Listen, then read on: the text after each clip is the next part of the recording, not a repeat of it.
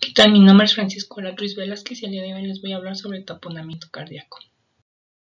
En la sesión de hoy vamos a definir lo que es un taponamiento cardíaco, vamos a revisar la anatomía y la fisiología del pericardio, vamos a revisar también el derrame pericárdico y revisar la fisiopatología del taponamiento cardíaco, así como el abordaje del cuadro clínico y los estudios diagnósticos necesarios para esta entidad. También vamos a ver la evaluación ecocardiográfica y hemodinámica y finalmente el tratamiento. Y bueno, el taponamiento cardíaco es una urgencia médica ya que pone en riesgo la vida de nuestro paciente. Está producido por una compresión de las cavidades cardíacas, como aquí lo podemos ver, por una acumulación de líquido o gas o la presencia de masas mediastinales que aumentan la presión intrapericárdica de manera aguda. Esto va a disminuir el llenado del corazón y también va a disminuir el gasto cardíaco, teniendo diferentes efectos hemodinámicos en nuestro paciente. Las manifestaciones clínicas y hemodinámicas van a depender en gran parte de la velocidad de instalación del derrame, no así del volumen. Y bueno, el pericardio es una membrana serosa que tiene dos capas, una visceral formada por una monocapa de mesotelio, fibras colágeno y elastina que están adheridas al pericardio y tiene una función de retroceso elástico diastólico y de succión. El pericardio visceral se va a adosar a las paredes de los grandes vasos y se va a reflejar como pericardio parietal. Este pericardio parietal es celular, contiene fibras colágeno y elastina y tiene un grosor aproximadamente de 2 milímetros. Este parámetro es importante cuando evaluamos el pericardio en técnicas de imagen como resonancia o TAC, ya que nos va a ayudar a distinguir el diagnóstico, ya que si está engrosada, pues podremos pensar en una pericarditis constrictiva.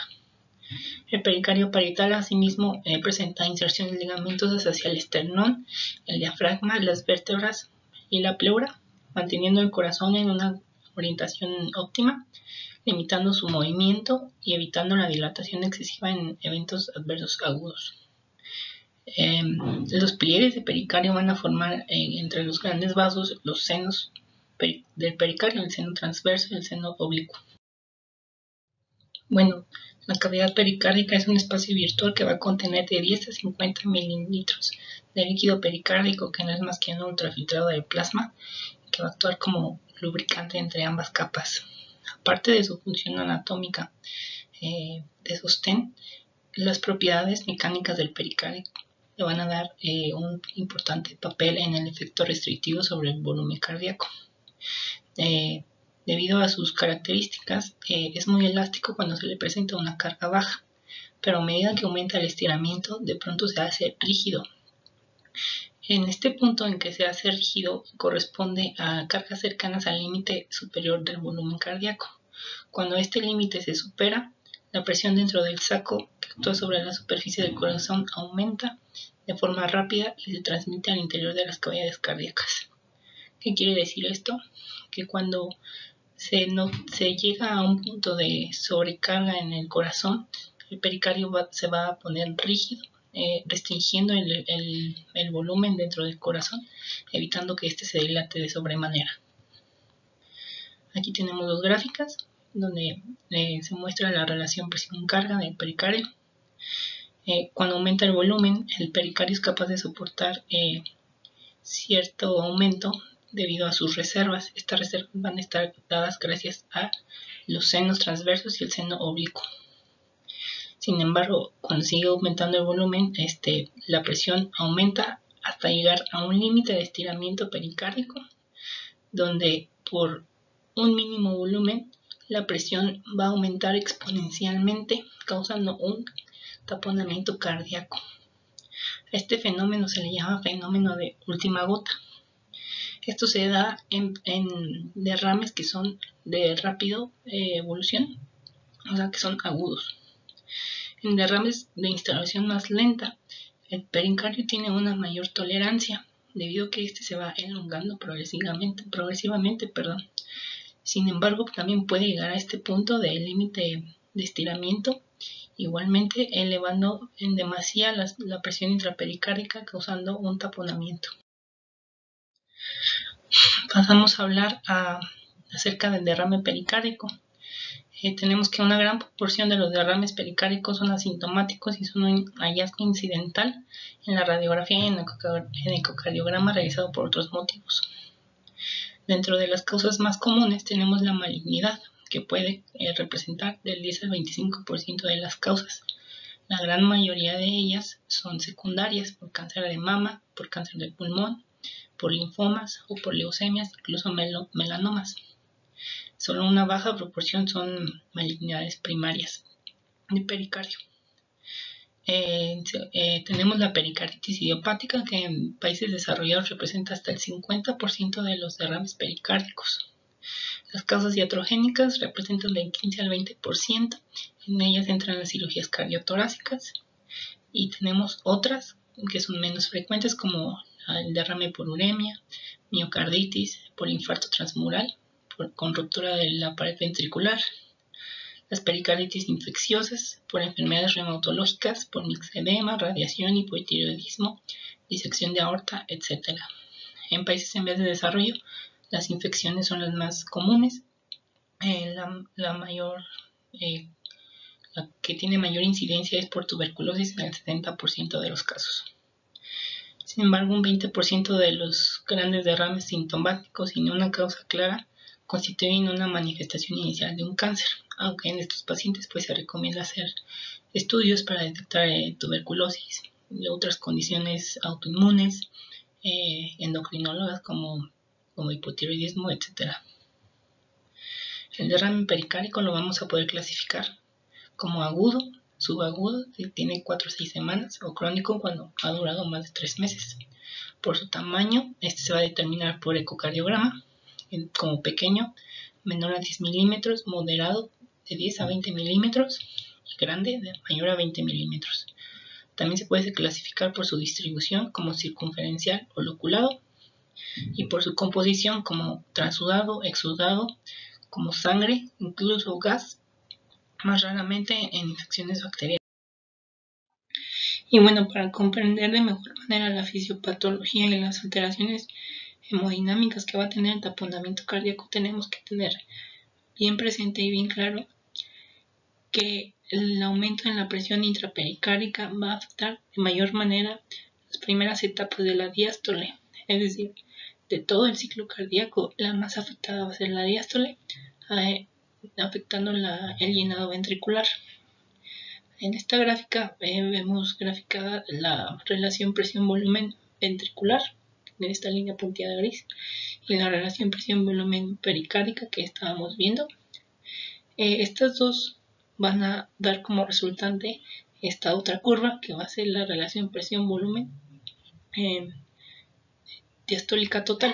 Aquí vemos que la diástole va a iniciar con una presión negativa, o sea, una succión diastólica. Esto va a favorecer la apertura de las válvulas auriculoventriculares y el vaciado auricular en el ventrículo. Esto corresponde en el ciclo cardíaco con la relajación isovolumétrica, ya que aquí hay una presión negativa. La onda E se va a provocar cuando se abre la válvula auriculoventricular e inicia la fase de llenado rápido de la diástole. En esta fase, que corresponde a la onda E, es el periodo de mayor llenado durante toda la diástole, el mayor periodo de llenado ventricular en condiciones normales. Sin embargo, cuando nosotros tenemos una presión pericárdica elevada, este gradiente de presión negativa se va a perder en la diástole, por lo que no va a haber la succión diastólica y se va a perder la onda E. Como mencioné, esto es muy importante, ya que la onda E, que corresponde a la fase de llenado rápido, va a estar perdida, y esta fase es la que determina el llenado diastólico total. Y bueno, el aumento de la presión intrapericárdica que supera la complianza pericárdica va a transmitir la presión a las cámaras cardíacas. La primera en ser afectada es la aurícula derecha, ya que por su pared delgada y las presiones bajas que maneja, va a ser la primera en colapsarse. Esto va a aumentar la presión venosa y va a disminuir el gradiente venoatrial.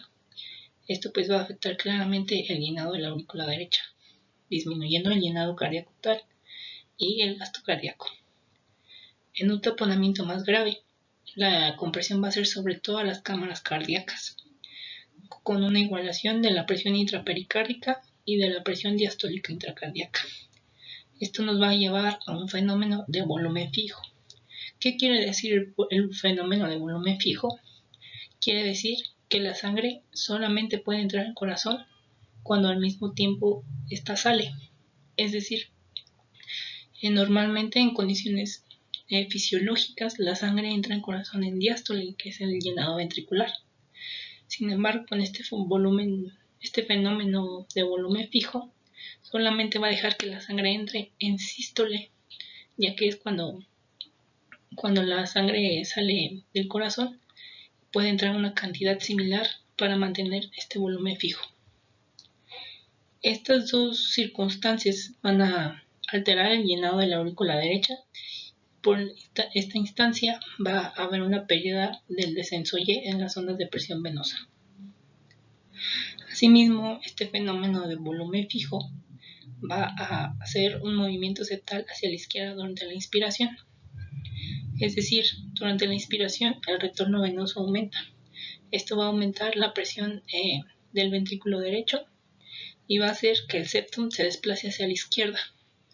Una vez que el septum se desplace hacia la izquierda, va a disminuir el volumen del ventrículo izquierdo, afectando aún más su llenado ventricular y por instancia pues su volumen latido, haciendo que se desplome la presión arterial. A esto se le llama pulso paradójico, donde hay una disminución de más de 10 milímetros de mercurio en la presión arterial sistólica durante la inspiración por este mismo fenómeno. Bueno, para recordar, aquí tenemos las ondas de presión venosa. El descenso Y está causado por la apertura de la válvula tricúspide en diástole.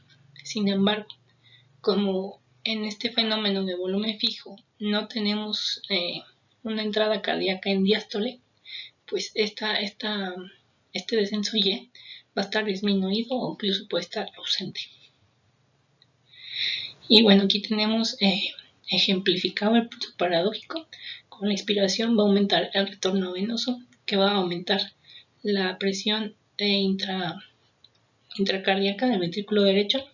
Esto va a desplazar hacia la izquierda el septum y disminuir el volumen de llenado del ventrículo izquierdo. Aquí lo vemos graficado. Con la inspiración, aquí tenemos la presión aórtica en expiración. Con la inspiración, la presión aórtica decae, mientras que la presión en el ventrículo izquierdo aumenta. Ok.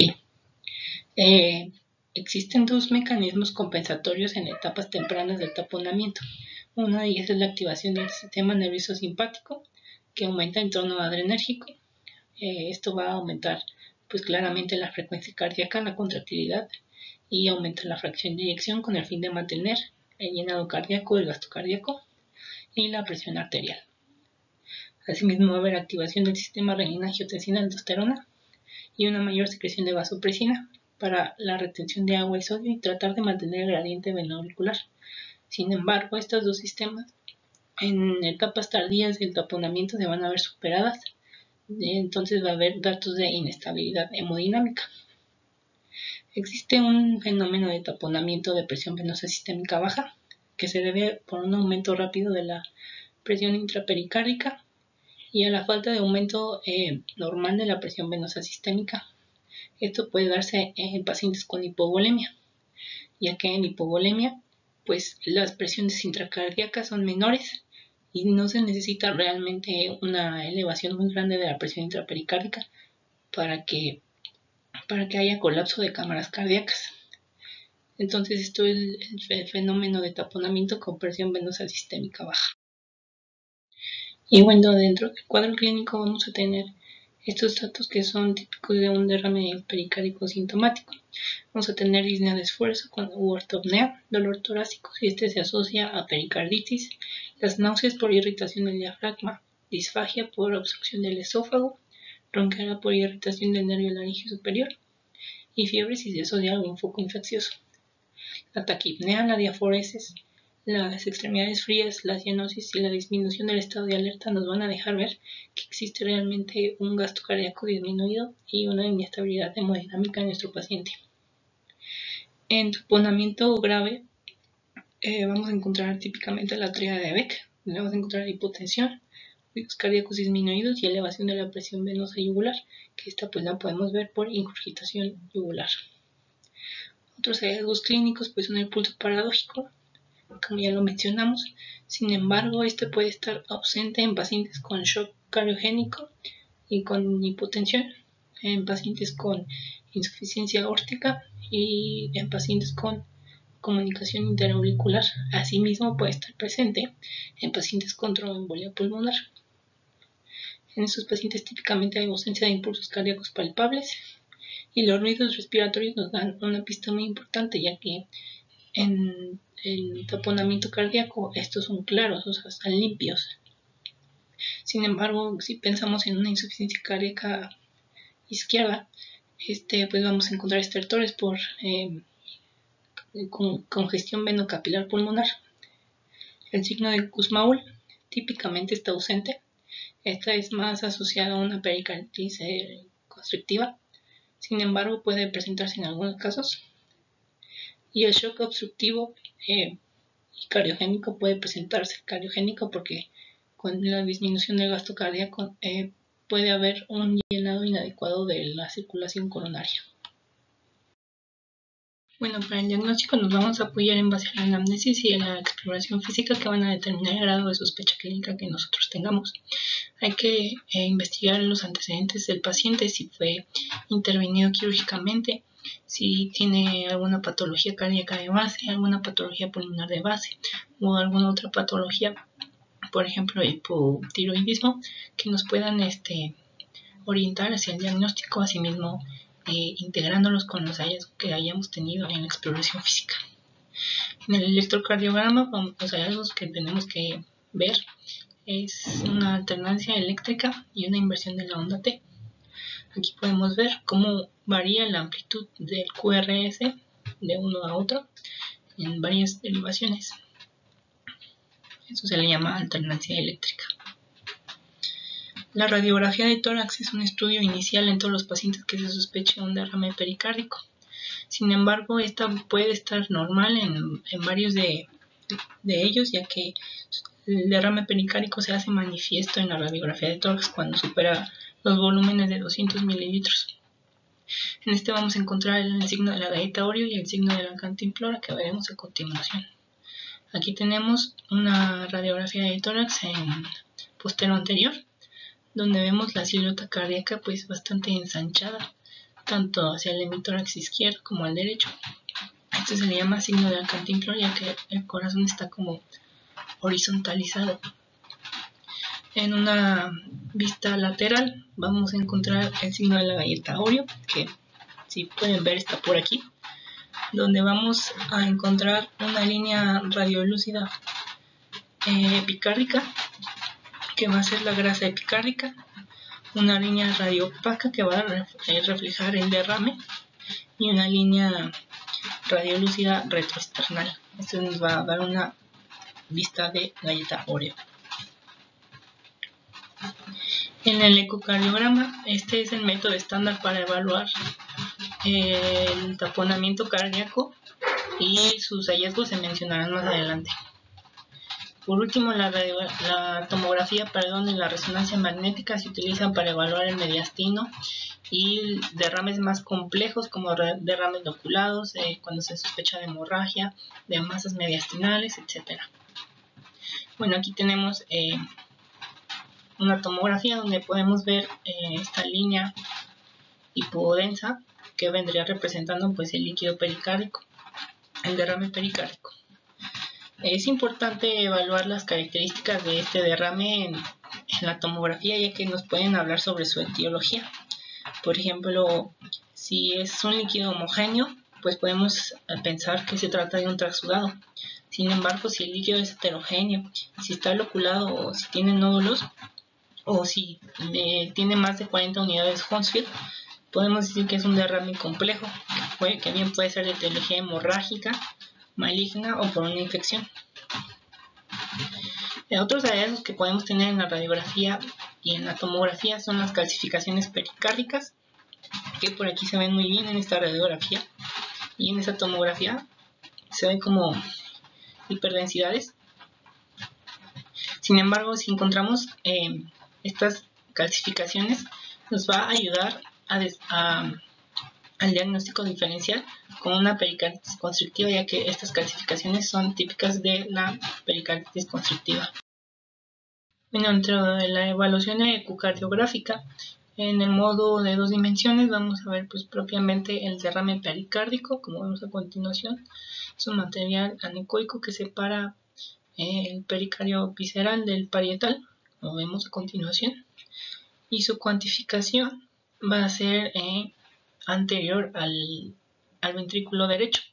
Si mide menos de 5 milímetros, se va a calcular un volumen de 50 a 100 mililitros. Si mide entre 5 y 10 milímetros, se cuantifica un volumen de 100 a 250 mililitros. De 10 a 20 milímetros, de 250 a 500 mililitros. Y si mide más de 20 milímetros, se calcula más de 500 mililitros. Los otros hallazgos van a ser los colapsos de las cámaras cardíacas, que como ya vimos, la primera afectada es la aurícula derecha, después el ventrículo derecho y las cavidades izquierdas. Es más raro que suceda debido a que se ocupan presiones más altas. Estos hallazgos se van a correlacionar con la gravedad del taponamiento cardíaco. Otro hallazgo es la dilatación de la vena cava inferior sin colapso en la inspiración y el movimiento septal paradójico que ya vimos. Con el modo Doppler vamos a encontrar una alteración del flujo transvalvular mitral y tricuspidio durante la inspiración. Aquí lo vemos, durante la inspiración la onda E va a disminuir. Durante la expiración pues se normaliza, entonces esta variación en el flujo respiratorio transvalvular va a ser indicativo de un taponamiento cardíaco y de pulso paradójico. Si se trata de la válvula mitral, debe haber una variación mayor al 30%, y si se trata de la válvula tricuspidea, debe haber una variación mayor al 40%. Y también la inversión del flujo diastólico en las venas hepáticas va a indicar un taponamiento debido al llenado inadecuado de la aurícula derecha, lo que va a dar como un reflujo hacia las venas hepáticas. Las limitaciones de la ecocardiografía pues son que es mala para detectar los derrames posteriores. En hipovolemia pues ya vimos que disminuyen las presiones intracardíacas, por lo que los colapsos de las cámaras van a ser más obvias sin necesidad de un aumento verdadero de la presión intrapericárdica. El shock cardiogénico y séptico que igualmente van a disminuir las presiones intracardíacas, y la fibrilación auricular, ya que esta altera la sístole auricular. Bueno, en este ecocardiograma tenemos aquí muy evidente el colapso o la inversión de la pared de la aurícula derecha. Aquí vemos claramente también el derrame. Este hallazgo tiene una alta sensibilidad para taponamiento cardíaco, cercana al 100%. Sin embargo, su valor predictivo positivo solamente es del 50%. De este otro lado, acá podemos apreciar un colapso del ventrículo derecho. Aquí vemos cómo se mete su pared libre. Este hallazgo se da en la diástole temprana, o sea, en la relajación isovolumétrica, ya que esta es la fase donde el ventrículo derecho tiene una presión más baja. Este es menos sensible que el colapso de la aurícula derecha, sin embargo su valor predictivo positivo es casi del 100%. En este otro ecocardiograma vemos igualmente el colapso del ventrículo izquierdo. En esta parte vemos cómo se mete su pared libre, y aquí vemos pues claramente el derrame. Aquí vemos un poco de sombra, y pues este hallazgo pues es más raro, ya que se ocupan presiones más altas y usualmente se asocia a derrames loculados, a hemorragias o a masas mediastínicas. Y bueno, para el tratamiento este debe ser individualizado, dirigido a la causa subyacente. Si hay signos de inflamación y de taponamiento leve, está indicado administrar AINES, colchicina, corticosteroides, con la esperanza de que el derrame se retraiga. Si el taponamiento no hay signos inflamatorios, este se asocia con una etiología neoplásica, por lo que estará indicado hacer una tomografía, una resonancia, sea cual sea el caso, para evaluar el mediastino. Si hay un derrame grave pero sin signos o síntomas de taponamiento, esto se asocia a una etiología idiopática crónica. El tratamiento de elección pues es una pericardiocentesis cerrada con punción subsifoidea con guía ecocardiográfica. Sin embargo, a veces se puede hacer subcostal dependiendo de la localización del derrame y donde sea más fácil drenarlo. Debido a las características ya dichas del pericardio, un drenaje mínimo de volumen puede traer una mejoría tanto clínica como hemodinámica muy rápida al paciente. También se sugiere dejar un catéter pigtail intrapericárdico para drenar continuamente hasta 30 mililitros de volumen por cada 24 horas para minimizar la probabilidad de recurrencia. Y bueno, el drenaje abierto quirúrgico está indicado en pacientes con pericarditis purulenta, en derrames tabicados, en sangrado del pericardio y en ruptura del ventrículo izquierdo. Estos pacientes tienen la pericardiocentesis cerrada contraindicada, ya que, por ejemplo, en las causas hemorrágicas puede haber un desprendimiento del coágulo y esto condicionaría un mayor sangrado. Por ejemplo, en pacientes con pericarditis purulenta se prefiere hacer un abordaje abierto, para dejar una ventana pericárdica y esto favorece mucho a los pacientes. Y bueno, pues esto fue la bibliografía consultada y muchas gracias por su atención.